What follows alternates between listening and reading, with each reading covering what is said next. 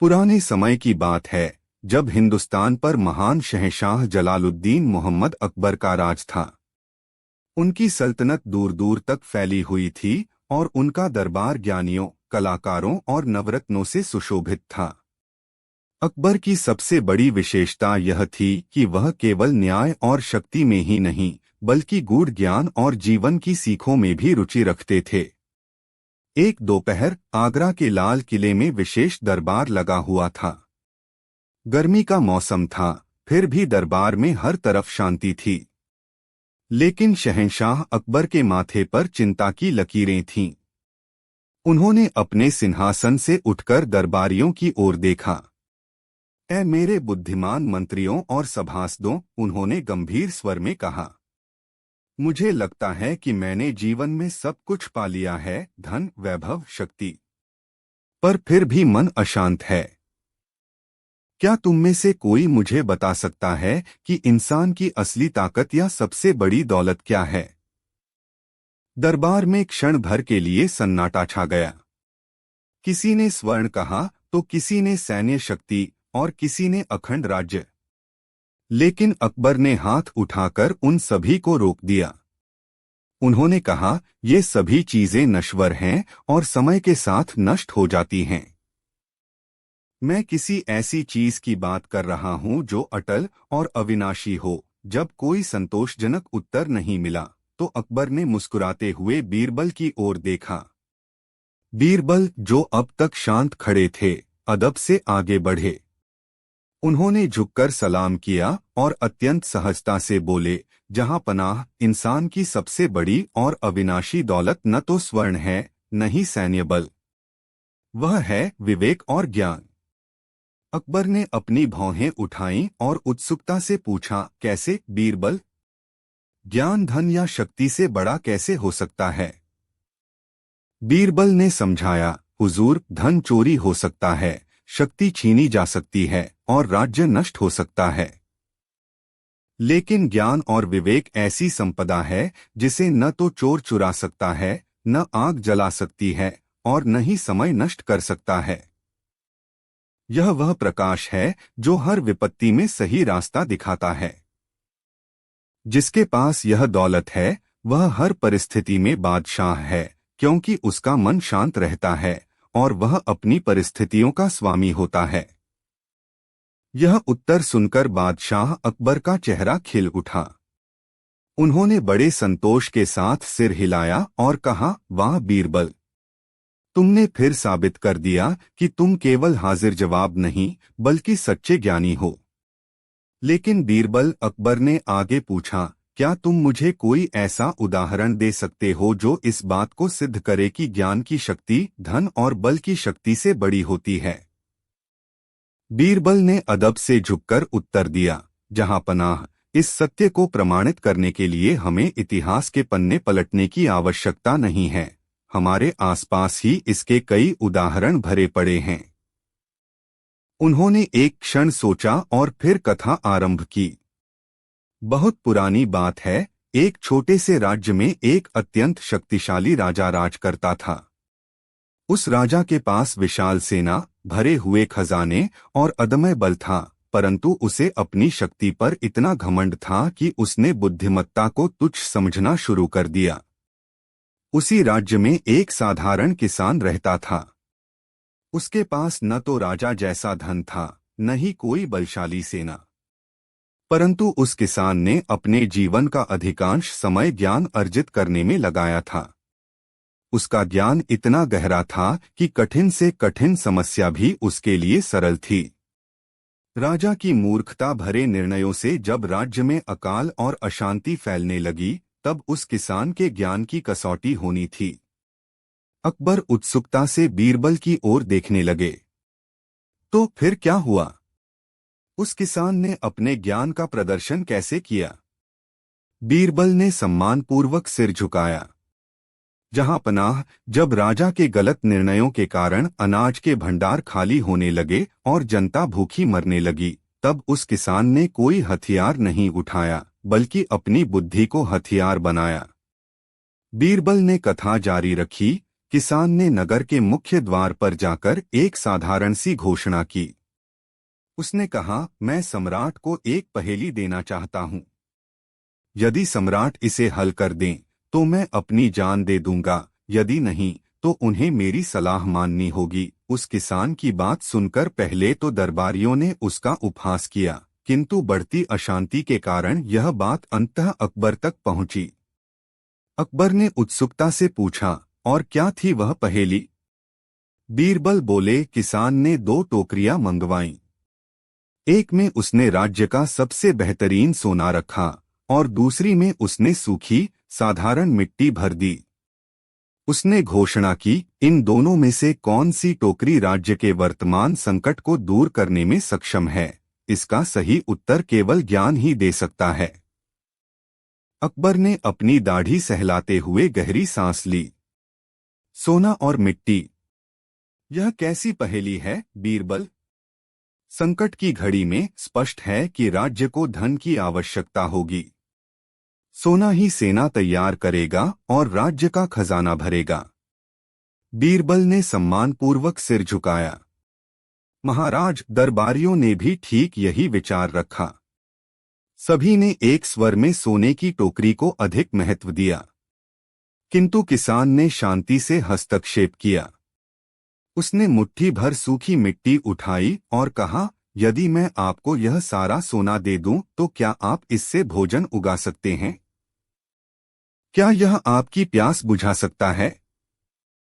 फिर उसने मिट्टी वाली टोकरी की ओर संकेत किया।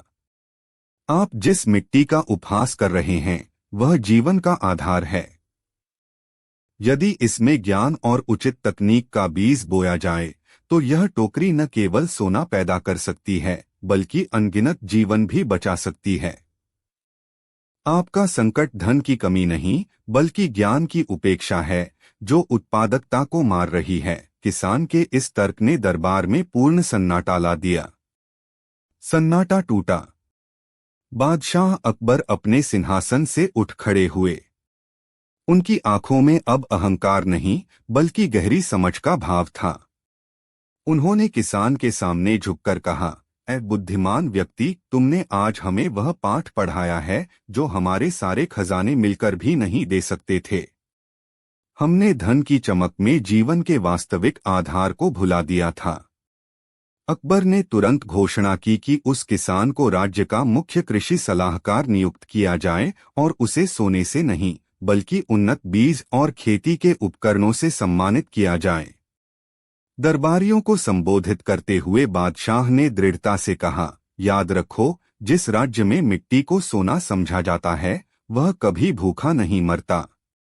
ज्ञान ही वह अदृश्य बीज है जो हर विपत्ति से लड़ सकता है। उस दिन के बाद अकबर के राज्य में कृषि और शिक्षा को सर्वोच्च सम्मान दिया गया।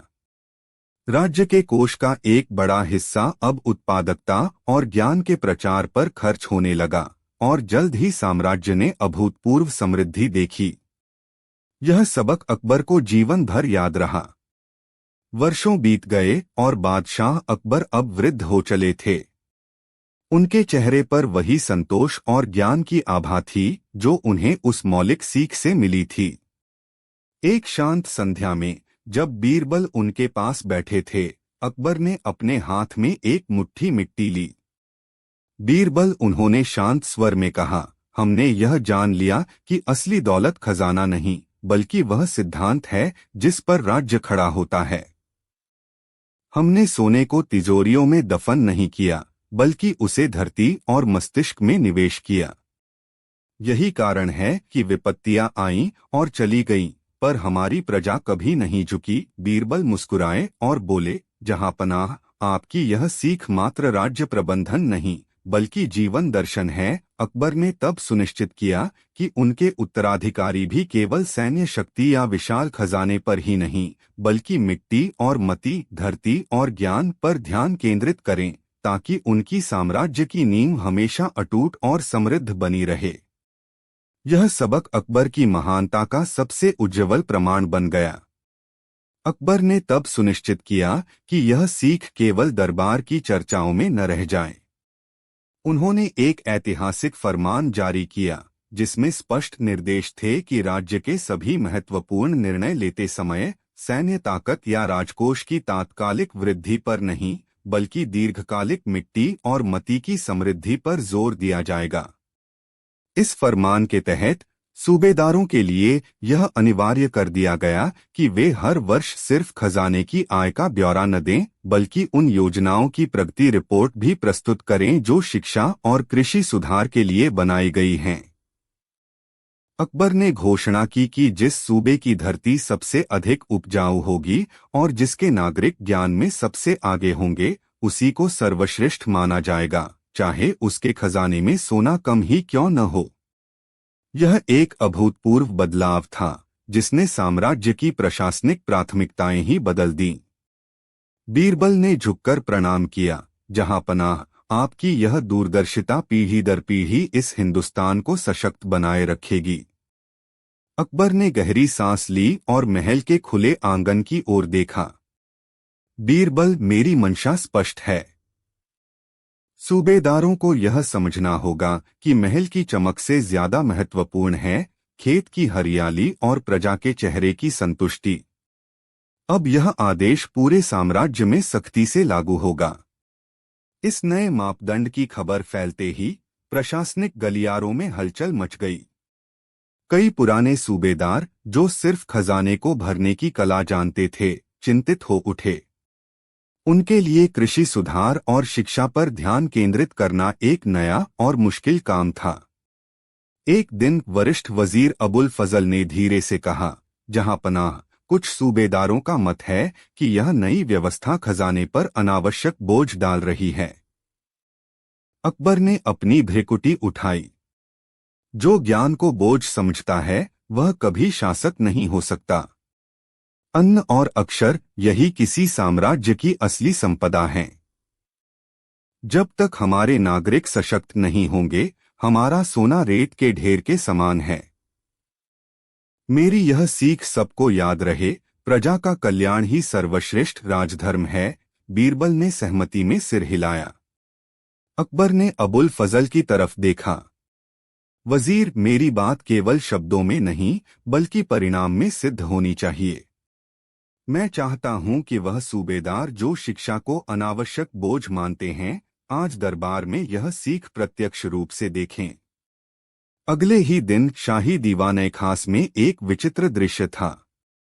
अकबर ने अपने सामने 2 मटके रखवाए। पहले मटके में सोने के सिक्के भरे थे जो तेज धूप में दमक रहे थे। दूसरे मटके में केवल उर्वर मिट्टी थी जिसमें गेहूं के कुछ बीज बोए गए थे। सम्राट ने शांत स्वर में प्रश्न किया, आप सबके सामने 2 तरह की संपदा है। एक वह जो अभी तुरंत मिलती है, दूसरी वह जो धीरे धीरे बढ़ती है। तुम किसे ज्यादा मूल्यवान मानते हो? अधिकतर सूबेदारों और दरबारी मंत्रियों ने तुरंत सोने से भरे मटके की ओर संकेत किया। उनकी आंखें सिक्कों की चमक से चौंधिया रही थीं। तभी बीरबल ने आगे बढ़कर बिना कुछ कहे मिट्टी वाले मटके पर थोड़ा पानी डाल दिया। अकबर ने उनकी ओर देखा और हल्का सा मुस्कुरा दिया। उन्हें पता था कि अब कहानी में असली मोड़ आने वाला है। अकबर ने एक गहरी सांस ली और गंभीर स्वर में बोले, आप सबका चुनाव स्पष्ट है। परंतु बीरबल, तुमने जल सींचकर अपनी बात रखी है। समझाओ, तुम्हारा यह कार्य उस सोने के ढेर के मुकाबले क्या मूल्य रखता है जिसे अधिकांश लोग तुरंत अपनाना चाहते हैं? बीरबल ने शालीनता से झुककर उत्तर दिया, जहां पनाह, सोना बहुमूल्य है पर वह स्थिर है। एक बार खर्च हो जाने पर वह समाप्त हो जाता है। उसकी चमक आज है पर कल नहीं भी हो सकती है। मैंने इस मिट्टी के पात्र को पानी इसलिए दिया ताकि यह स्मरण रहे कि सच्ची संपदा वह है जो निरंतर वृद्धि करती है। उन्होंने आगे कहा, सोने का मटका केवल एक व्यक्ति को तुरंत अमीर बनाता है, जबकि यह बीज का मटका अगर धैर्य और लगन से सींचा जाए तो समय आने पर अनगिनत पेड़ और फसलें पैदा कर सकता है। यह केवल फल नहीं देता, यह छाया, आश्रय और भविष्य की सुरक्षा भी देता है। तात्कालिक लाभ क्षणभंगुर होता है, जबकि बुद्धिमत्ता से किया गया निवेश पीढ़ियों तक फल देता है। दरबार में अब सन्नाटा था। सभी दरबारी अब सोने के बजाय आशा से भरे उस साधारण मिट्टी के मटके को देख रहे थे। अकबर ने मुस्कान के साथ चारों ओर देखा। उन्होंने कहा, यह केवल धन का नियम नहीं है, बल्कि राजधर्म का भी सार है। तात्कालिक प्रशंसा के बजाय दूरगामी परिणाम महत्वपूर्ण होते हैं। यदि हम आज सड़कों और पुलों का निर्माण करें, शिक्षा और स्वास्थ्य पर ध्यान दें, तो हम सोने के मटके नहीं बांट रहे, बल्कि आने वाली पीढ़ियों के लिए एक मजबूत नींव रख रहे हैं। उन्होंने तख्त से उठते हुए घोषणा की, आज से हर मंत्री को अपने विभाग में ऐसे 20 के मटके की पहचान करनी होगी। ऐसे निवेश जो फल भले ही धीरे दें, लेकिन उनकी जड़ें गहरी और स्थायी हों। बीरबल, तुम सुनिश्चित करोगे कि यह पाठ केवल दरबार की चर्चा न रहे, बल्कि हमारे शासन का आधार बने। बीरबल ने झुककर उत्तर दिया, जी जहांपनाह, आपकी यह बुद्धिमत्तापूर्ण सीख सदियों तक मार्गदर्शन करेगी। दरबार में उपस्थित सभी दरबारी अब उस मिट्टी के मटके की महत्ता को पूर्ण रूप से समझ चुके थे। बीरबल ने यह सुनिश्चित करने के लिए तुरंत कार्यवाही शुरू कर दी कि यह सीख केवल दरबार की बहस न रहे, बल्कि शासन के मूल में समा जाए। उन्होंने सभी सूबेदारों और मंत्रियों के लिए एक विस्तृत कार्यप्रणाली तैयार की। 20 के मटके की अवधारणा को व्यावहारिक रूप देने के लिए प्रत्येक विभाग को अपने वार्षिक बजट का एक निश्चित हिस्सा ऐसी परियोजनाओं में लगाना अनिवार्य कर दिया गया, जिनका लाभ कम से कम 5 वर्षों बाद दिखने वाला हो, जैसे कि दूरदराज के गांवों में स्थायी पाठशालाएं खोलना या कृषि के लिए बड़े जलाशयों का निर्माण करना। शुरुआत में कुछ अधिकारी इस धीमी प्रक्रिया से असहज थे। वे तत्काल वाहवाही बटोरने वाली परियोजनाओं को प्राथमिकता देने के आदी थे। लेकिन जहांपनाह अकबर स्वयं हर तिमाही में इन जड़ाधारित निवेशों की प्रगति की समीक्षा करते थे, जिससे लापरवाही की गुंजाइश नहीं बची। जल्द ही पूरे साम्राज्य में एक नई कार्य संस्कृति का जन्म हुआ, जहां त्वरित सफलता से ज्यादा स्थायी कल्याण और भविष्य की पीढ़ियों के लिए मजबूत ढांचे को महत्व दिया जाने लगा। अकबर की यह दूरदर्शिता जल्द ही उनके राज्य को समृद्धि की नई ऊंचाइयों पर ले जाने लगी। इस नई कार्यप्रणाली का असर जल्द ही दिखाई देने लगा। जहां अन्य राज्य मामूली चुनौतियों या मौसमी बदलावों के आगे घुटने टेक देते थे, वहीं अकबर का साम्राज्य स्थिरता और मजबूती का प्रतीक बन गया। व्यापार मार्गों पर डाकुओं का डर कम हुआ, क्योंकि सड़कें बेहतर और पहरेदारी सुदृढ़ थी। पानी की समस्याएं दूर हुईं, क्योंकि तालाब और नहरों का निर्माण भविष्य की आवश्यकताओं को ध्यान में रखकर किया गया था। एक दिन बादशाह अकबर अपने प्रिय मित्र और वजीर बीरबल के साथ महल के एक झरोखे से दूर तक फैली हरियाली और व्यवस्थित शहरों को देख रहे थे। अकबर ने कहा, बीरबल, 3 साल पहले इन्हीं अधिकारियों को तत्काल परिणाम न दिखने पर निराशा होती थी। अब उन्हें क्या सीख मिली? बीरबल ने विनयपूर्वक उत्तर दिया, जहांपनाह, उन्हें पता चला कि तुरंत की वाहवाही अक्सर खोखली होती है, जबकि धैर्य से किया गया निर्माण राज्य को सदियों तक सहारा देता है। यह वैसा ही है जैसे एक मजबूत वृक्ष, जिसकी जड़ें जितनी गहराई में जाती हैं, वह तूफानों का सामना उतनी ही दृढ़ता से करता है। आपकी दूरदर्शिता ने तात्कालिक लाभ की अपेक्षा स्थायी कल्याण को प्राथमिकता देने का पाठ पढ़ाया है। अकबर मंद मंद मुस्कुराए। उन्होंने बीरबल की पीठ थपथपाई और कहा, तुमने मेरी बात को पूरी तरह समझ लिया बीरबल। 3 साल पहले जो परियोजनाएं केवल कागज पर धीमी लगती थीं, आज वही राज्य की रीढ़ बन चुकी हैं। यह वैसा ही है जैसे किसान अपनी फसल को तुरंत उगता हुआ देखना चाहता है, पर धरती जानती है कि मजबूत अनाज को पकने में समय लगता है। हमने जो नहरें धीमी गति से खोदी थीं, आज वे सूखे खेतों को जीवन दे रही हैं। जो गुरुकुल हमने छोटे स्तर पर शुरू किए थे, आज वहां से राज्य के लिए भविष्य के कुशल मंत्री निकल रहे हैं। तुरंत दिखने वाला लाभ क्षणभंगुर होता है, जबकि धैर्य और दूरदर्शिता से कमाया गया कल्याण अटल होता है। मेरी सीख यही थी कि शासक का कर्तव्य केवल वर्तमान को संवारना नहीं, बल्कि आने वाली पीढ़ियों के लिए एक मजबूत नींव तैयार करना है। दरबार में मौजूद सभी अधिकारी जो यह वार्तालाप सुन रहे थे, अब अपने पुराने व्यवहार पर लज्जित थे। वे समझ गए कि राजा की दृष्टि समय की सीमाओं से परे जाती है। यह सुनकर वजीर टोडरमल ने आगे बढ़कर झुककर प्रणाम किया।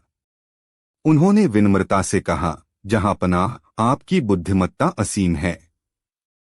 हम क्षमा चाहते हैं कि हमने आपकी योजनाओं को केवल तात्कालिक लाभ की तराजू पर तौला। आज हमने सीखा कि असली समृद्धि वह नहीं है जो खजाने को तुरंत भर दे, बल्कि वह है जो भविष्य की पीढ़ियों के लिए सुख और सुरक्षा की गारंटी दे। बादशाह अकबर ने संतोषपूर्वक सिर हिलाया। उन्होंने कहा, यही राजधर्म है। एक शासक का दायित्व सिर्फ खुद की आयु तक सीमित नहीं होता, बल्कि उसका प्रभाव सदियों तक फैलना चाहिए। याद रखो, जब भी कोई निर्णय लो तो पूछो कि इसका फल 50 साल बाद कैसा होगा। यदि वह फल मीठा और स्थायी हो तो ही उस बीज को बो। इस वार्तालाप ने दरबार के माहौल को बदल दिया। उस दिन के बाद हर अधिकारी ने अपने हर कार्य में भविष्य के कल्याण को प्राथमिकता दी। तात्कालिक चमक देने वाली योजनाओं की बजाय राज्य की नीतियां नहर निर्माण, शिक्षा केंद्रों के विस्तार और कृषि सुधारों जैसे दीर्घकालिक निवेशों की ओर उन्मुख हो गईं, जिससे मुगल साम्राज्य की नींव और भी सुदृढ़ हो गई। समय का पहिया घूमता रहा और कुछ ही वर्षों में इस परिवर्तन का सुखद प्रभाव स्पष्ट रूप से दिखने लगा। जिन नहरों की नींव आज डाली गई थी, वे कल हजारों खेतों की प्यास बुझा रही थीं। शिक्षा केंद्रों से निकले कुशल और नैतिकवान अधिकारियों ने राज्य के प्रशासन को अभूतपूर्व दक्षता प्रदान की। जनता खुशहाल थी और उनका विश्वास मुगल सल्तनत में और भी गहरा हो गया। एक बार शाम के समय, जब सुनहरा सूरज आगरे के किले की दीवारों पर पड़ रहा था, बादशाह अकबर ने बीरबल को अपने पास बुलाया। उन्होंने राज्य की समृद्धि पर संतोष व्यक्त करते हुए कहा, बीरबल, वह दूरदर्शिता का बीज हमने 50 साल के लिए बोया था, किंतु देखो, उसका मीठा फल तो हमें इतने कम समय में ही प्राप्त होने लगा। बीरबल ने विनयपूर्वक उत्तर दिया, जहांपनाह, यह आपकी सीख का चमत्कार है। जब नियत नेक हो और दृष्टि भविष्य पर टिकी हो, तो सफलता स्वयं ही वर्तमान की ओर खिंची चली आती है। यह समृद्धि केवल वर्तमान की नहीं, बल्कि सदियों तक आपकी बुद्धिमत्ता का प्रमाण देगी। तुम्हारा कथन सत्य है, बीरबल, बादशाह अकबर ने गहरे चिंतन में डूबते हुए कहा। किंतु एक राजा के लिए सबसे बड़ी चुनौती सफलता पाना नहीं, बल्कि उस सफलता को बचाए रखना है। यह समृद्धि केवल मेरी बुद्धिमत्ता का प्रमाण नहीं है, यह उन लाखों लोगों के अथक परिश्रम का फल है, जिन्होंने मेरे निर्देशों को अपनी निष्ठा से सींचा है। अकबर ने एक लंबी सांस ली और अपनी बात जारी रखी, मैं जानता हूं कि भविष्य के मार्ग में नए रोड़े आएंगे। मैं चाहता हूं कि तुम मुझे कल ऐसी सीख दो जो हमें यह बताए कि संकट के समय केवल धन या सेना ही नहीं, बल्कि कौन सी वह अमूल्य वस्तु है जो वास्तव में राज्य को बचाती है। वह कौन सी नींव है जो तूफान में भी अडिग रहती है, बीरबल? बीरबल ने फौरन उस प्रश्न के पीछे छिपा हुआ दर्शन समझ लिया। उन्होंने झुककर आदर से कहा, जहांपनाह, कल सूर्योदय होते ही मैं आपको उस अमूल्य नींव से अवश्य मिलवाऊंगा, जिसका मोल इस पूरे साम्राज्य के खजाने से भी अधिक है। अगली सुबह सूर्योदय के साथ ही बीरबल जहांपनाह की प्रतीक्षा में थे। अकबर ने जल्दी से अपनी दिनचर्या पूरी की और उत्सुकता से पूछा, तो बीरबल, चलो उस अमूल्य नींव को देखें जो तूफान में भी अडिग रहती है। बीरबल ने हाथ जोड़कर कहा, जरूर जहांपनाह, पर आज हमें शाही ठाट बाट त्याग कर साधारण नागरिक का वेश धारण करना होगा। अकबर कुछ हैरान हुए, लेकिन उन्होंने आज्ञा का पालन किया। वे दोनों छिपकर महल से बाहर निकले और बीरबल उन्हें सीधे नगर के सबसे भीड़भाड़ वाले बाजार की ओर ले गए। बाजार के एक शांत कोने में एक चबूतरे पर एक साधारण सिपाही दो छोटे व्यापारियों के बीच के विवाद का निपटारा कर रहा था। बीरबल ने संकेत किया कि वे एक कोने में खड़े होकर चुपचाप इस कार्यवाही को देखें। जब सिपाही ने अत्यंत धैर्य और निष्पक्षता से निर्णय सुनाया तो दोनों व्यापारी संतुष्ट होकर चले गए। बीरबल धीरे से बोले, जहांपनाह, राज्य को केवल धन या शस्त्र नहीं बचाते। असली नींव यही है। ध्यान से देखिए कि आपने क्या देखा। अकबर कुछ देर मौन खड़े रहे। उनकी आंखें अभी भी उस चबूतरे की ओर थीं जहां न्याय हुआ था। उन्होंने गहरी सांस ली और बीरबल की ओर मुड़कर देखा। बीरबल, बादशाह ने पूछा। उनकी आवाज में उत्सुकता थी। मैंने एक ईमानदार न्याय देखा, यह सत्य है। सिपाही ने अपनी जिम्मेदारी बखूबी निभाई। परंतु तुम इसे असली नींव क्यों कहते हो? क्या लाखों के खजाने और हमारी विशाल सेना से भी अधिक मूल्यवान है यह साधारण न्याय? बीरबल मुस्कुराए। जहांपनाह, आपकी सेना सीमाएं बचाती है, खजाना राज्य चलाता है, किंतु यह विश्वास प्रजा को आपसे जोड़ता है। जब एक साधारण व्यापारी जानता है कि बाजार के कोने में बैठा यह सिपाही बिना भेदभाव के उसका पक्ष सुनेगा, तो वह साम्राज्य के प्रति वफादार रहता है। यह छोटा सिपाही केवल एक विवाद नहीं निपटा रहा था, वह आपके शासन के प्रति लोगों के भरोसे को मजबूत कर रहा था। यह भरोसा ही राज्य की सबसे अभेद्य दीवार है। बादशाह अकबर गहरे विचार में डूब गए। उनकी आंखें अब उस छोटे सिपाही की निष्पक्षता को एक नए दृष्टिकोण से देख रही थीं। बीरबल की बात उनके हृदय को सीधे छू गई थी। वह बीरबल, उन्होंने अंततः कहा। उनकी आवाज में सम्मान और गहरी स्वीकृति थी। तुमने आज फिर एक राजा को शासक का मूल धर्म सिखाया है। हम बड़े बड़े युद्धों और संधियों में उलझे रहे, परंतु यह भूल गए कि न्याय का दीपक दूर राजमहल से नहीं, बल्कि हर गली और चौपाल से प्रकाशित होता है।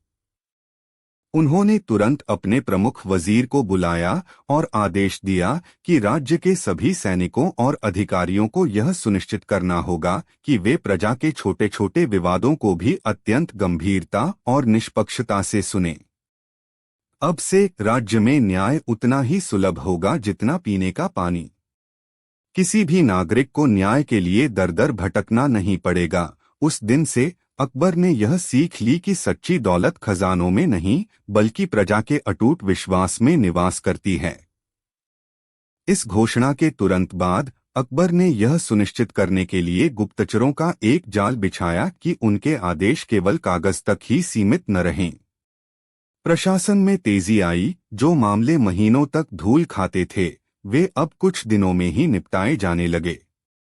न्याय की इस सहज उपलब्धता से आम आदमी में बादशाह के प्रति श्रद्धा और भी गहरी हो गई। कुछ सप्ताह बाद अकबर ने स्वयं भेष बदलकर राज्य के दूरदराज के क्षेत्रों का दौरा करने का निर्णय लिया। वह यह देखना चाहते थे कि उनकी नई व्यवस्था जमीन पर कितना असर डाल रही है। एक गांव के बाहर उन्होंने देखा कि एक सैनिक एक गरीब किसान की गाय को जबरदस्ती ले जाने की कोशिश कर रहा था, जबकि किसान जोर जोर से गुहार लगा रहा था। अकबर ने तुरंत हस्तक्षेप करने का निर्णय लिया, लेकिन वह चाहते थे कि पहले गांव का स्थानीय अधिकारी स्थिति संभाले और यह देखे कि क्या नई व्यवस्था के तहत तुरंत और निष्पक्ष न्याय मिलता है या नहीं। यदि अधिकारी विफल हुआ तो अकबर जानते थे कि सुधारों को और अधिक सख्त करने की आवश्यकता होगी।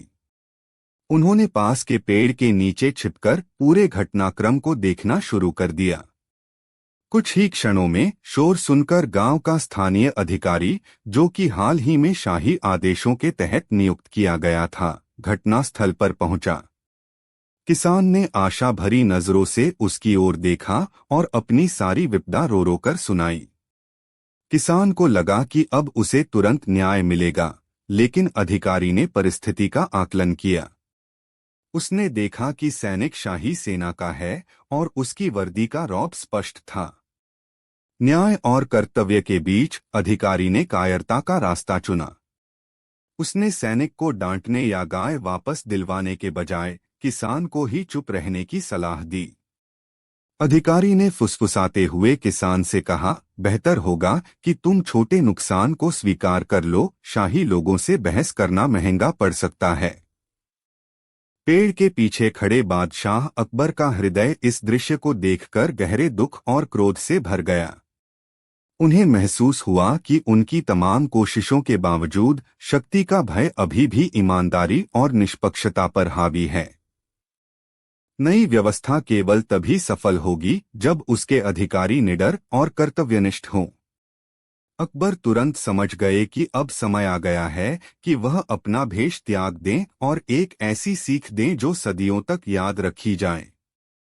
वह छलांग लगाकर पेड़ के पीछे से बाहर निकल आए। जैसे ही अकबर अपने शाही स्वरूप में सबके सामने खड़े हुए, वहां सन्नाटा छा गया। उन्हें अचानक इस प्रकार देखकर मनसबदार अधिकारी का रंग उड़ गया, उसका मुंह सूख गया और वह कांपते हुए घुटनों के बल बैठ गया। वह समझ गया था कि उसकी कुटिलता और अन्याय बादशाह की आंखों से बच नहीं पाया। व्यापारी अवाक रह गया, उसकी आंखों में भय की जगह अब आश्चर्य और राहत का भाव था। अकबर की आंखें क्रोध से लाल थीं। उन्होंने गरजते हुए मनसबदार की ओर इशारा किया, शक्ति का भय दिखाकर तुमने न्याय का गला घोंटा है। मैंने तुम्हें जनता की सेवा और निष्पक्षता सुनिश्चित करने के लिए नियुक्त किया था, न कि शाही फरमान का दुरुपयोग करने के लिए। उन्होंने तुरंत अपना फैसला सुनाया। तुम्हारा पद, तुम्हारी शक्तियां सब इसी क्षण समाप्त होती हैं।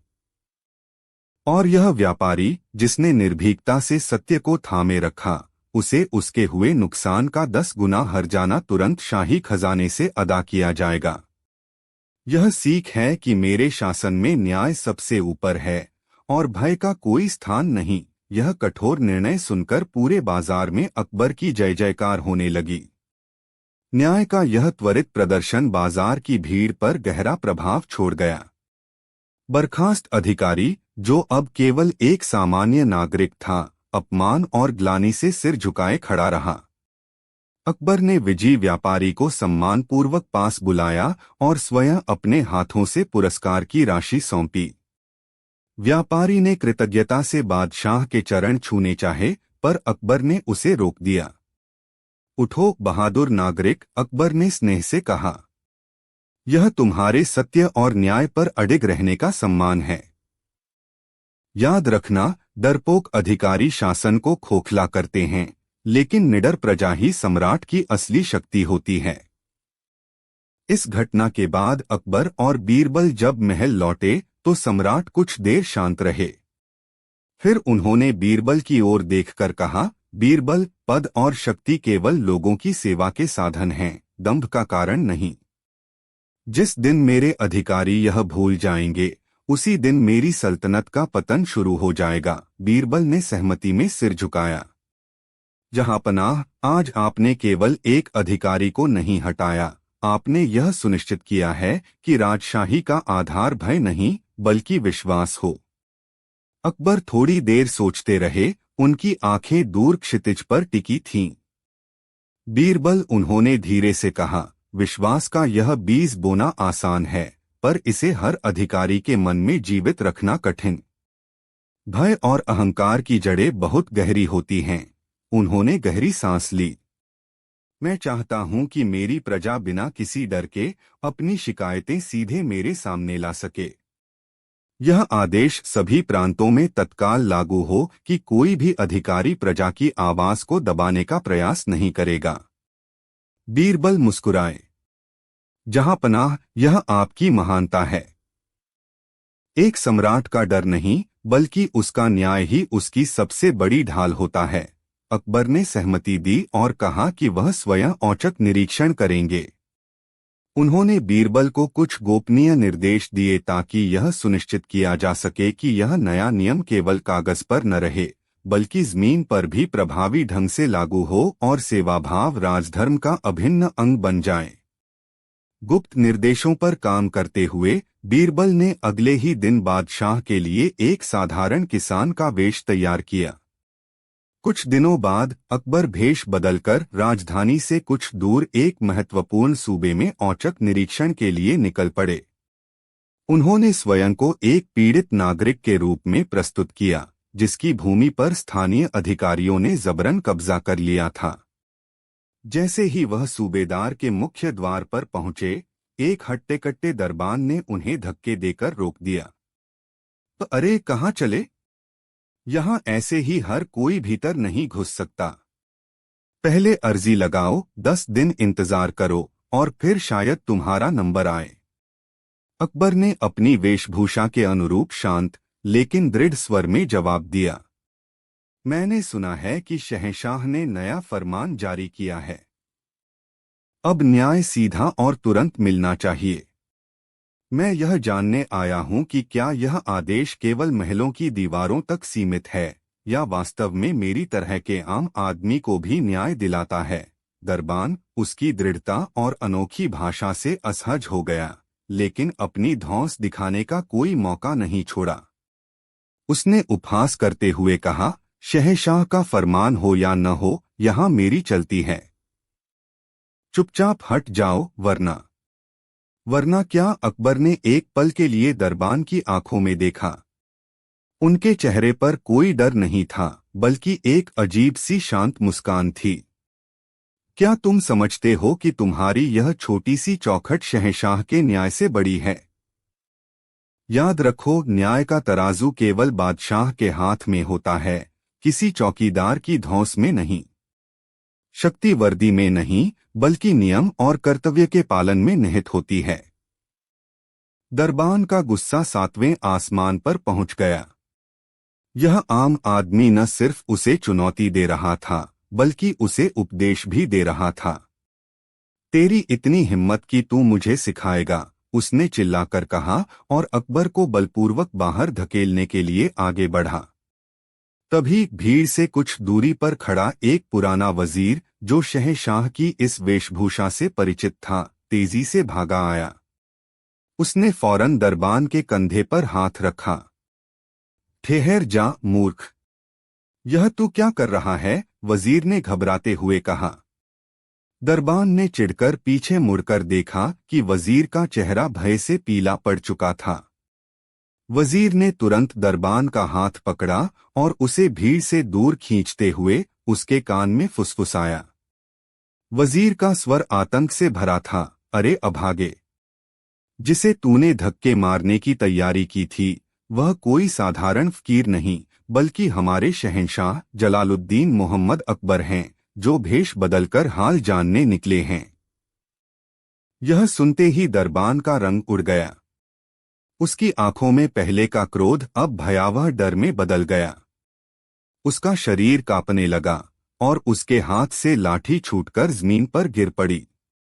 उसे लगा जैसे उसने मौत को छू लिया हो। वह तत्काल घुटनों के बल जमीन पर बैठ गया और थरथराते हुए क्षमा मांगने लगा। अकबर ने अब अपनी टोपी थोड़ी हटाई, जिससे उसका शाही चेहरा स्पष्ट हो गया। उन्होंने दरबान की तरफ शांत लेकिन तीखी नजरों से देखा। आज तुमने यह सीख ली कि सत्ता का भय न्याय के भय से बड़ा होता है, अकबर ने धीमी आवाज में कहा। यदि तुम सच में एक भले दरबान होते तो मेरे फकीर होने पर भी मेरे साथ विनम्रता से पेश आते। यह घटना महल के सभी कर्मचारियों के लिए एक कड़वा सबक बन गई। अकबर ने दरबान को उठने का इशारा किया। तुम्हें कोई दंड नहीं दिया जाएगा, क्योंकि तुमने अनजाने में ही सही, मगर आज तुमने एक ऐसा सबक सिखाया है जो सदियों तक याद रखा जाएगा, उन्होंने शांत किंतु गंभीर स्वर में कहा।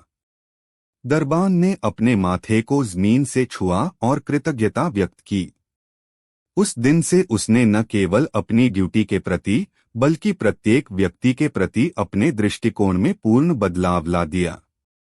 उसने शपथ ली कि वह अब कभी किसी को उसके पहनावे या आर्थिक स्थिति से नहीं आंकेगा। यह खबर बिजली की तरह पूरे शाही महल में फैल गई। उच्च पदस्थ अधिकारी भी अब छोटे से छोटे कर्मचारी या राहगीर से बात करते समय अत्यधिक सावधानी बरतने लगे। उन्हें भली भांति ज्ञात हो गया था कि उनके बादशाह के लिए न्याय और मानवता किसी भी पद या दिखावे से कहीं अधिक मूल्यवान हैं। अकबर ने अपनी इस छद्मवेश यात्रा से यह सुनिश्चित कर दिया कि सत्ता का अहंकार उनके साम्राज्य को कभी खोखला न कर पाए। वह जानते थे कि सच्चा शासन भय से नहीं बल्कि सम्मान और संभाव से चलता है। राज्य में शीघ्र ही एक गहरा और सकारात्मक परिवर्तन दिखाई देने लगा। अब न्याय की राह में आर्थिक असमानता या सामाजिक पद बाधा नहीं बनती थी। दूरदराज के गांवों से भी आम नागरिक बिना किसी भय के अपनी फरियाद लेकर दरबार तक पहुंचने लगे, क्योंकि उन्हें विश्वास था कि उनका बादशाह सुनता है और देखता है। इस नई व्यवस्था का सबसे बड़ा प्रमाण तब मिला जब आगरा के पास एक छोटे व्यापारी ने शाही खजाने के एक अधिकारी पर अनुचित कर लगाने का आरोप लगाया। यह अधिकारी पहले अत्यधिक अभिमानी था। अकबर ने तुरंत मामला अपने हाथ में लिया और निष्पक्ष जांच के आदेश दिए। दोषी पाए जाने पर उस अधिकारी को न केवल दंडित किया गया बल्कि व्यापारी को उसका हक भी वापस दिलाया गया। यह घटना पूरे साम्राज्य के लिए एक स्पष्ट संदेश था, अकबर की नजर से कोई भेदभाव छिप नहीं सकता। अब अधिकारी जानते थे कि वे जनता के सेवक हैं, स्वामी नहीं। यह सीख अकबर ने मात्र एक वेश बदलकर पूरे साम्राज्य को सिखा दी थी। इस एक निर्णय ने प्रशासन की नींद हिला दी। उच्च पदों पर बैठे अधिकारियों के व्यवहार में रातों रात बदलाव आया। वे अब जनता के साथ विनम्रता और न्याय के साथ पेश आते थे, मानो वे वर्षों से ऐसा ही करते आ रहे हों। साम्राज्य में अचानक से पारदर्शिता और उत्तरदायित्व की भावना बढ़ गई। व्यापारी, किसान और आम नागरिक अब राहत की सांस लेते थे। उन्हें यकीन हो गया था कि उनका बादशाह न केवल शक्तिशाली है बल्कि वास्तव में न्यायप्रिय भी है। कुछ दिनों बाद जब दरबार लगा तो बीरबल ने बादशाह के चेहरे पर एक अलग ही संतुष्टि देखी। उन्होंने धीरे से पूछा, जहांपनाह, अब क्या सभी ने यह सीख ग्रहण कर ली है कि प्रजा का सम्मान ही राजधर्म है? अकबर ने एक लंबी सांस ली और मुस्कुराए। सीख तो ली है बीरबल, उन्होंने कहा, पर याद रहे, शासक का कर्तव्य है कि वह अपनी सीखों को समय समय पर दोहराता रहे, क्योंकि सत्ता में आते ही लोग सेवा का अर्थ भूलकर स्वामी बनने का सपना देखने लगते हैं। बीरबल ने अपनी मुस्कान गहरी की। जहांपनाह, आपकी यह दूरदर्शिता ही आपको अकबर बनाती है। सिंहासन पर बैठकर सेवा का धर्म याद रखना साधारण बात नहीं है। अकबर ने हौले से कहा, लेकिन बीरबल, यह सेवा का भ्रम केवल दरबार तक सीमित नहीं है। राज्य में कितने ही ऐसे छोटे शासक उत्पन्न हो जाते हैं, जागीरदार, कोतवाल और धनी व्यापारी, जो खुद को स्वामी समझने लगते हैं और निर्बल प्रजा को अपना सेवक। मेरी असली चिंता यह है कि मेरी सीख की गूंज उन तक कैसे पहुंचेगी जहां मेरी तलवार की पहुंच सीधे नहीं है। बीरबल ने चुटकी ली, चिंता क्यों करते हैं हुजूर?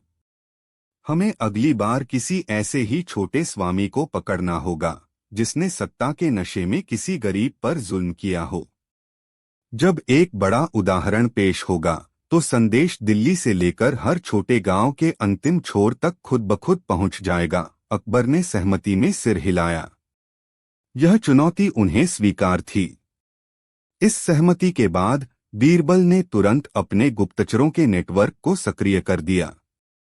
शाही फरमान की सीधी पहुंच से दूर छोटे कस्बों और धनी व्यापारियों के गढ़ों में अफवाहों और सच्चाई को खंगालने का काम शुरू हुआ। बीरबल जानते थे कि केवल एक स्पष्ट और सार्वजनिक जुल्म ही अकबर की सीख को सही ढंग से फैला पाएगा। लगभग एक सप्ताह की गहन खोज के बाद बीरबल एक अत्यंत गंभीर मामले की जानकारी लेकर दरबार पहुंचे। यह घटना आगरा के निकट एक छोटे से गांव की थी, जहां एक अत्यंत अहंकारी जमींदार ने अपनी मामूली प्रतिष्ठा की रक्षा के लिए एक गरीब किसान के पूरे परिवार को निर्दयतापूर्वक बेदखल कर दिया था और उसकी जमीन हड़प ली थी। बीरबल ने सूचना दी, हुजूर, हमें अपना छोटा स्वामी मिल गया है। यह नरेंद्र सिंह नामक जमींदार है, जिसका अपराध स्पष्ट है और अहंकार आकाश छू रहा है। गांव के लोग न्याय के लिए चिल्ला रहे हैं। अकबर की आंखें चमक उठीं।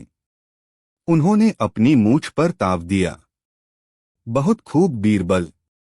अब समय आ गया है कि इस नरेंद्र सिंह को पता चले कि दिल्ली का न्याय केवल सेनापतियों और वजीरों के लिए नहीं है।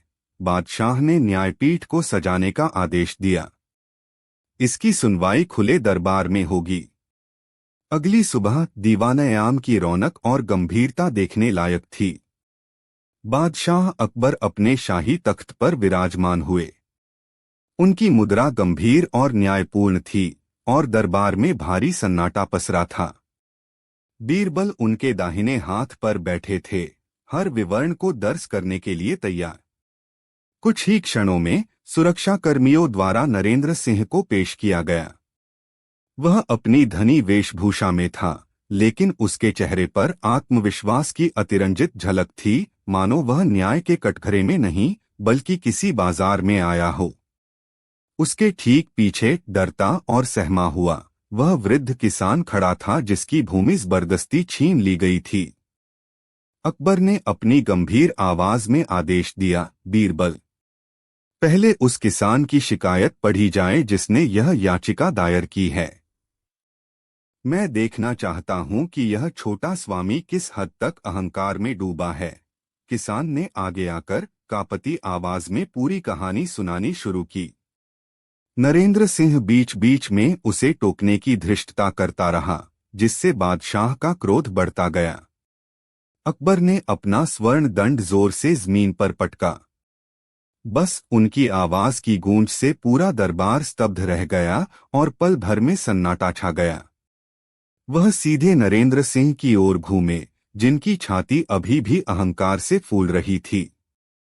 नरेंद्र सिंह, तुम्हारी संपत्ति तुम्हें अधिकार देती है, परंतु तुम्हारी परवरिश तुम्हें शिष्टाचार नहीं सिखा पाई। तुम मेरे दरबार में खड़े होकर एक पीड़ित प्रजा को बार बार अपमानित करने की धृष्टता कर रहे हो। युवक ने सफाई देने के लिए मुंह खोला, पर बादशाह की दहाड़ ने उसे चुप करा दिया। तुमने यह मान लिया है कि धन और बल से सब कुछ खरीदा जा सकता है। याद रखो, जिस धरती को तुम जबरदस्ती हथियाते हो, उसी धरती पर तुम्हारा अंत भी निश्चित है। बादशाह का क्रोध अब न्याय की राह दिखाने लगा था। उन्होंने बीरबल की ओर इशारा किया, जो अब तक शांत और विचारमग्न खड़े थे। बीरबल, मैं चाहता हूं कि इस युवक को आज ही नहीं बल्कि जीवन भर याद रहने वाला एक सबक सिखाया जाए। बताओ, एक अहंकारी व्यक्ति को उसकी सही जगह कैसे दिखाई जा सकती है? बिना किसी सजा के उसे ज्ञान कैसे दिया जाए? बीरबल ने सम्मानपूर्वक झुककर कहा, जहां पनाह, आपकी सोच न्याय और करुणा का अद्भुत संगम है। अहंकारी को दंड नहीं बल्कि असंभव कार्य का सामना कराना चाहिए। बीरबल ने उस धनी युवक की ओर देखा, जिसके चेहरे पर अभी भी अहंकार की हल्की सी झलक बाकी थी। महाराज, मैं इस युवक को एक ऐसी वस्तु खोजने का कार्य सौंपता हूं जिसे यह अपने पूरे धनबल से भी खरीद नहीं सकता, शुद्ध संतोष। आज से ठीक 7 दिन बाद इसे दरबार में 2 चीजें लानी होंगी। पहली, सोने का एक ऐसा सिक्का जिस पर आज तक किसी मनुष्य का हाथ न लगा हो, और दूसरी, अपने जीवन का वह सबसे बड़ा झूठ जिसे इसने किसी लाभ के लिए नहीं बल्कि केवल दूसरों को खुशी देने के लिए बोला हो। दरबार में सन्नाटा छा गया।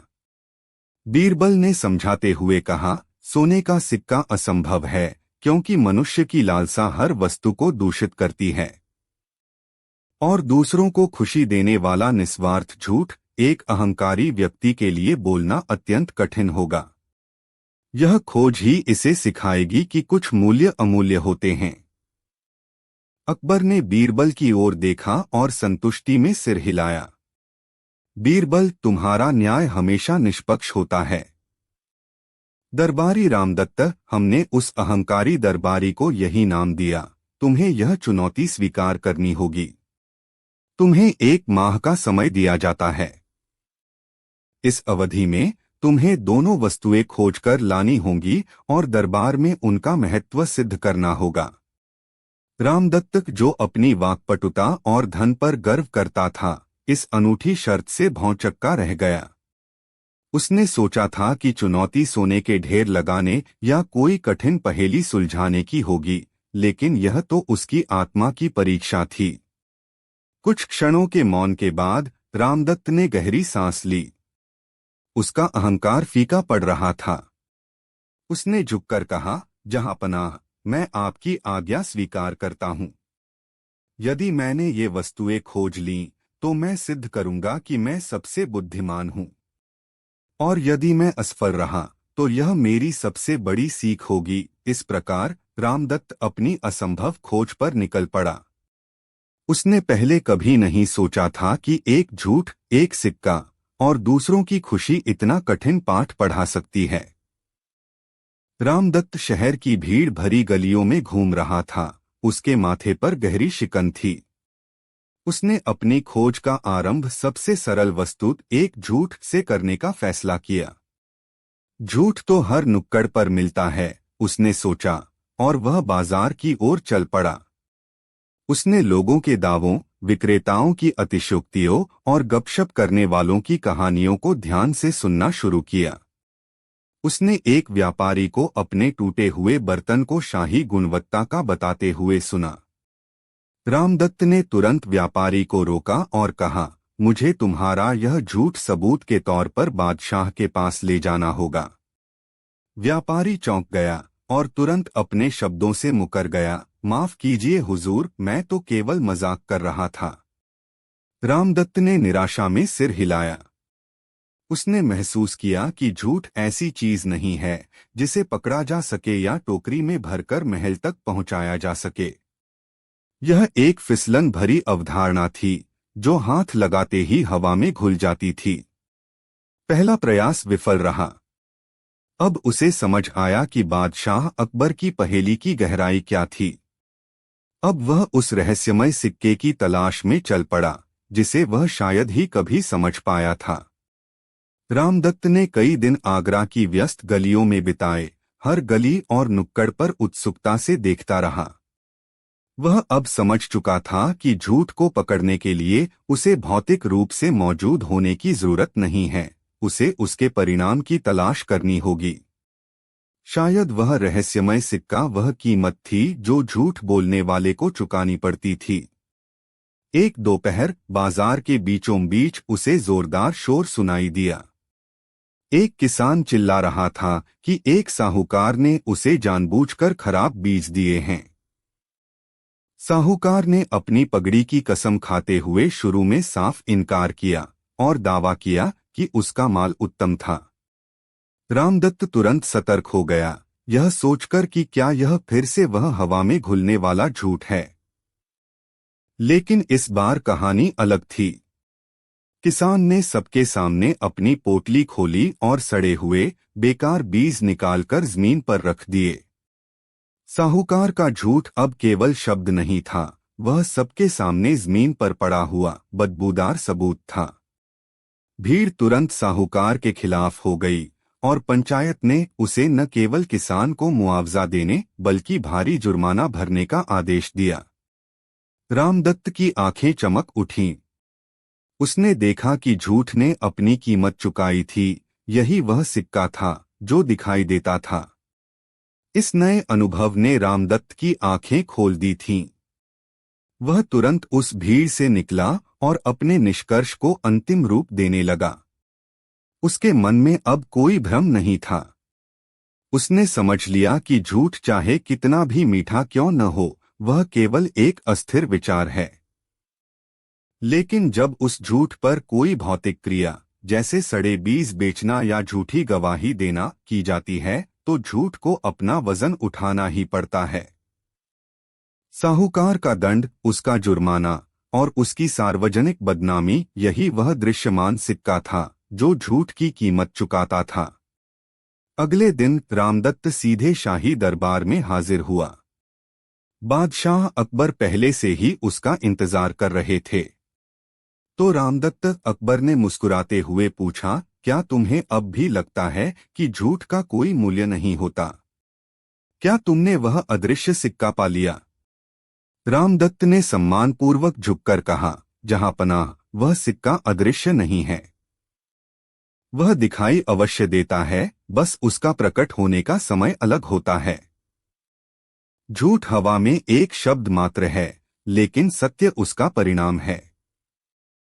मैंने पाया कि हर झूठ एक दिन परिणाम बनकर जमीन पर गिरता है, और वही उसका असली सिक्का होता है। अकबर ने अपनी दाढ़ी सहलाई और उनकी आंखों में गहरी प्रशंसा का भाव झलक रहा था। रामदत्त, यह उत्तर उतना ही मूल्यवान है जितना हीरा। तुमने तो एक गूढ़ रहस्य को सरल बना दिया। लेकिन मुझे उदाहरण चाहिए। मुझे बताओ, तुमने कौन सा झूठ बोला जिसका परिणाम इतना ठोस हुआ कि वह सत्य का रूप ले लिया? रामदत्त ने विनम्रता से उत्तर दिया, जहां पनाह, मैंने कल शाम एक गरीब लकड़हारे से झूठा वादा किया था कि यदि वह आधी रात तक काम करेगा तो मैं उसे दोगुनी मजदूरी दूंगा।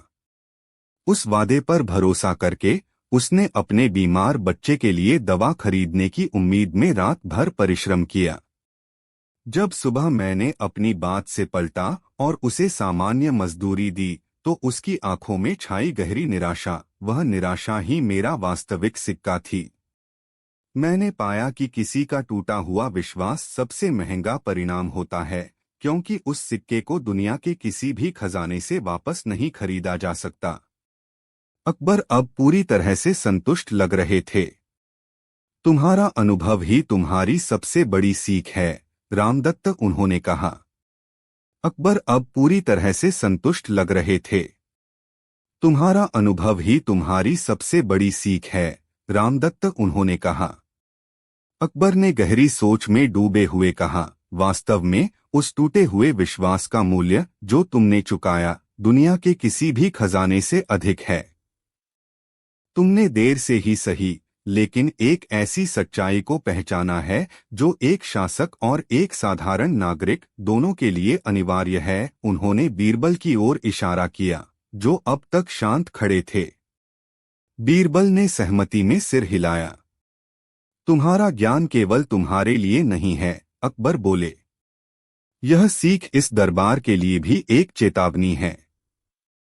मैं आज तुम्हें केवल तुम्हारी पिछली गलती के लिए क्षमा नहीं कर रहा, बल्कि इसलिए तुम्हें एक उच्च पद दे रहा हूं ताकि तुम इस बात के जीते जागते प्रमाण बनो कि ईमानदारी और वचनबद्धता ही सबसे बड़ी दौलत होती है। रामदत्त की आंखें कृतज्ञता से भर आईं। अब वह जानता था कि असली सिक्का क्या होता है और उसका मोल कितना भारी होता है। दरबार में मौजूद सभी लोग महाराज के इस न्याय और सीख से प्रभावित हुए। दरबार में गहरी शांति छा गई। सभी दरबारी एक दूसरे की तरफ देखने लगे। उनके चेहरों पर न केवल सम्मान था, बल्कि एक आत्ममूल्यांकन का भाव भी था। बीरबल ने हल्के से मुस्कुराते हुए महाराज की बुद्धिमत्ता को सलाम किया। अकबर ने चारों ओर देखा और अपनी गंभीर आवाज में अंतिम शब्द कहे, याद रखो, यह राज्य केवल सोने चांदी से नहीं चलता। रामदत्त का सच्चा सिक्का उसकी नीयत थी। जो व्यक्ति धन के लालच में अपने सिद्धांतों को नहीं बेचता, वह किसी भी खजाने से अधिक मूल्यवान होता है। यह सीख हर उस सेवक के लिए है जो मेरी सेवा में है। रामदत्त ने तुरंत आगे बढ़कर नए पद की शपथ ली। उसकी आंखों में अब पद का गर्व नहीं, बल्कि महाराज के विश्वास को बनाए रखने की दृढ़ प्रतिज्ञा थी। उस दिन सभी ने यह सीखा कि बादशाह अकबर सिर्फ न्याय ही नहीं करते, बल्कि वह अपने हर फैसले के जरिए जीवन का एक बड़ा सत्य भी सिखा जाते हैं। यह घटना कई वर्षों तक दरबार में ईमानदारी की मिसाल के तौर पर याद रखी गई। इस घटना के बाद बादशाह अकबर की न्यायप्रियता और परखने की अद्भुत क्षमता की चर्चा सिर्फ आगरा तक ही सीमित नहीं रही, बल्कि दूरदराज के राज्यों तक भी पहुंची। दरबार के माहौल में एक सूक्ष्म बदलाव आया था। छोटे से छोटे ओहदे के सेवक भी अब यह जानते थे कि केवल चापलूसी या धनदौलत का प्रदर्शन ही तरक्की की सीढ़ी नहीं है, बल्कि कर्तव्यनिष्ठा और ईमानदारी ही असली कुंजी है। लेकिन जहां नैतिकता की ऊंचाई होती है, वहां उसे गिराने वाले प्रलोभन भी मौजूद रहते हैं। कुछ पुराने दरबारी जो अचानक आए इस नैतिक दबाव से असहज थे, अब भी खुसर पुसर करते थे और यह जानने की कोशिश करते थे कि क्या अकबर की पैनी निगरानी में कोई सेंध लगाई जा सकती है। अकबर और बीरबल यह बात भली भांति जानते थे। इसलिए बादशाह ने दरबार की शुचिता बनाए रखने के लिए गुप्त रूप से एक नई व्यवस्था लागू की, जिसका उद्देश्य था हर कर्मचारी की निष्ठा की समय समय पर जांच करना, ताकि रामदत्त की मिसाल हमेशा बनी रहे और कोई भी सेवक सिद्धांतों से भटकने की हिम्मत न करे। अकबर और बीरबल ने मिलकर इस नई व्यवस्था को ईमानदारी की कसौटी नाम दिया। यह कसौटी इतनी सूक्ष्म थी कि कर्मचारियों को पता ही न चले कि उनकी परीक्षा हो रही है। बीरबल ने सबसे पहले राज्य के विभिन्न भंडारों की जिम्मेदारी संभालने वाले अधिकारियों पर ध्यान केंद्रित किया। उन्होंने जानबूझकर अत्यंत गुप्त तरीके से कुछ महत्वपूर्ण भंडारों में सोने के सिक्कों या बहुमूल्य रत्नों की गिनती में हल्की सी हेराफेरी शुरू करवा दी। यह हेराफेरी इतनी कम होती थी कि केवल अत्यधिक सतर्क और ईमानदार व्यक्ति ही उसे पकड़ पाता। फिर कुछ दिनों बाद संबंधित अधिकारी को बिना किसी चेतावनी के अचानक भंडार की विस्तृत जांच करने का आदेश दिया जाता। यदि अधिकारी चुपचाप गिनती पूरी कर लेता और मिली हुई छोटी सी गड़बड़ी को नजरअंदाज कर देता, तो उसे संदिग्ध माना जाता। लेकिन जो सेवक साहस करके हिसाब में मिली इस छोटी सी भूल या गड़बड़ी को तुरंत बादशाह के सामने रखता, उसकी निष्ठा और ईमानदारी प्रमाणित हो जाती। अकबर का मानना था कि छोटी सी चूक को नजरअंदाज करने वाला मौका मिलने पर बड़ी चूक भी कर सकता है। इस नई नीति से दरबार में सतर्कता का माहौल हमेशा बना रहा। एक दिन वित्त विभाग के एक वरिष्ठ मनसबदार मीर बख्शी को शाही अस्तबल के हिसाब किताब की जांच का जिम्मा मिला। बख्शी ने जब घोड़े के चारे और रखरखाव का ब्यौरा देखा, तो पाया कि सूखी घास के कुल स्टॉक में मात्र 5 मन लगभग 200 किलोग्राम का हिसाब अनियमित था। यह राशि इतनी नगण्य थी कि बड़े बड़े अधिकारी इसे देखकर भी अनदेखा कर देते। मीर बख्शी ने तुरंत यह समझ लिया कि यह बादशाह की परीक्षा है। वह इस डर से कांप उठा कि अगर वह इस छोटी सी भूल को छुपाता है तो अकबर उसे बेईमान मान लेंगे। अगले ही दिन कांपते हाथों से उसने हिसाब में मिली उस 5 मन की गड़बड़ी का उल्लेख करते हुए एक विस्तृत रिपोर्ट बादशाह के सामने पेश कर दी। अकबर ने बिना कुछ कहे रिपोर्ट ली और कुछ देर बाद दरबार में मीर बख्शी को बुलाकर सबके सामने उसकी ईमानदारी की प्रशंसा की। बादशाह ने कहा, छोटी सी बेईमानी को भी जिसने नकारा, वह अपनी बड़ी निष्ठा प्रमाणित करता है। सतर्कता ही शासन का पहला स्तंभ है।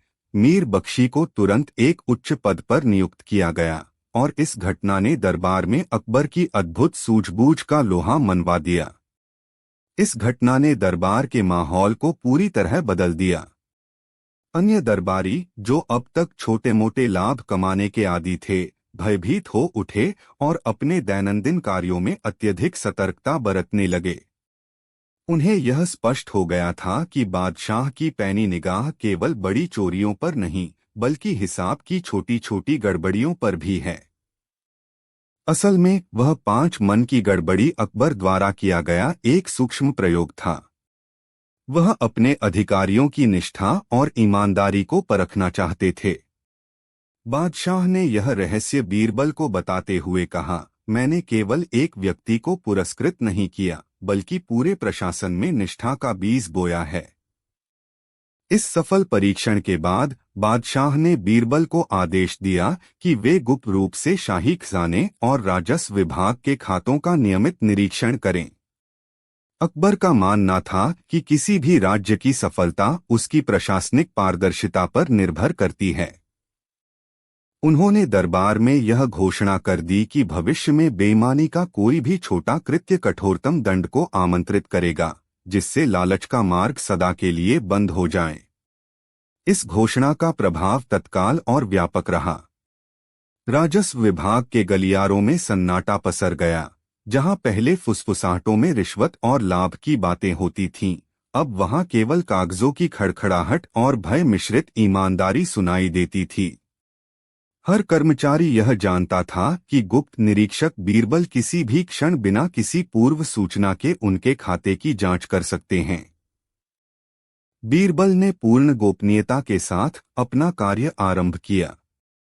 3 मास बीतते बीतते उन्होंने शाही खजाने से लेकर दूरदराज के प्रांतों के राजस्व अधिकारियों के हिसाब किताब की गहन जांच पूरी कर ली। अपनी पहली विस्तृत रिपोर्ट सौंपने के लिए जब बीरबल बादशाह के समक्ष उपस्थित हुए तो अकबर की उत्सुकता चरम पर थी। रिपोर्ट को देखकर अकबर की आंखें खुशी से चमक उठीं। न केवल हिसाब किताब में पाई का लेखा जोखा सही था, बल्कि सरकारी आय में भी पिछले वर्षों की तुलना में अप्रत्याशित वृद्धि दर्ज हुई थी। उन्होंने राहत की सांस लेते हुए कहा, बीरबल, यह दिखाता है कि अनुशासन केवल तलवार से नहीं बल्कि सही सीख से भी स्थापित किया जा सकता है। अब यह राज्य केवल धनवान नहीं, चरित्रवान भी बनेगा। अकबर ने अपनी दाढ़ी पर हाथ फेरते हुए गहरी रुचि से पूछा, बीरबल, तुम्हारी बुद्धिमत्ता ने यह सिद्ध कर दिया, लेकिन मुझे यह बताओ कि तुमने इतनी जल्दी प्रशासन के नब्ज पर काबू कैसे पाया? क्या तुमने सभी भ्रष्ट अधिकारियों को कठोर दंड दिया? बीरबल ने सम्मानपूर्वक झुककर उत्तर दिया, जहां पनाह, मैंने तलवार या कोरों का इस्तेमाल नहीं किया। दंड से क्षणिक डर पैदा होता है, पर स्थायी बदलाव नहीं आता। मैंने केवल एक छोटा सा सीख का बीज बोया। मैंने अधिकारियों को यह समझाया कि सरकारी खजाने में ईमानदारी से जमा किया गया हर सिक्का अंततः उनके ही बच्चों के सुरक्षित भविष्य का निर्माण करेगा। यह छोटे निजी लाभ से कहीं अधिक बड़ा और स्थायी इनाम था। अकबर मुस्कुराए। उन्हें समझ आ गया था कि बीरबल ने दंड की जगह भयमुक्त जिम्मेदारी का बोध जगाया था। बादशाह ने तुरंत आदेश दिया कि बीरबल की इस नई कार्यप्रणाली को पूरे राज्य के राजस्व विभाग में अनिवार्य कर दिया जाए। यह सफलता केवल लेखाजोखा सुधारने की नहीं, बल्कि मनुष्य के स्वभाव को बदलने की थी। इस नई नीति का परिणाम आश्चर्यजनक था। जहां पहले राजस्व विभाग में हमेशा घाटे की खबरें आती थीं, वहीं अब सरकारी खजाना तेजी से भरने लगा। चोरी और गबन की दर लगभग शून्य हो गई थी, क्योंकि अब अधिकारी दंड के भय से नहीं बल्कि आत्मसम्मान और सामूहिक जिम्मेदारी की भावना से काम कर रहे थे। एक शाम जब राज्य का वार्षिक हिसाब किताब प्रस्तुत किया गया तो आश्चर्यजनक वृद्धि देखकर अकबर ने बीरबल को अपने विशेष कक्ष में बुलाया। बीरबल, बादशाह ने गर्मजोशी से कहा, तुमने साबित कर दिया कि सत्ता की तलवार से ज्यादा शक्तिशाली विश्वास का धागा होता है। मुझे बताओ, लोगों पर शासन करना ज्यादा कठिन है या उन्हें सही राह सिखाना? बीरबल ने विनम्रता से सिर झुकाया। जहां पनाह, शासन करना तब कठिन होता है जब शासक केवल डर का उपयोग करता है। लेकिन जब आप लोगों को यह सिखाते हैं कि उनका निजी हित राज्य के सामूहिक हित से जुड़ा है, तो वे स्वयं के शासक बन जाते हैं। यही असली शिक्षा और सफल राजकाज का आधार है। अकबर संतुष्ट हुए और मन ही मन इस असाधारण मंत्री की बुद्धि को सलाम किया। उन्होंने समझ लिया था कि सबसे बड़ी दौलत केवल खजाने में नहीं, बल्कि नागरिकों के चरित्र में होती है।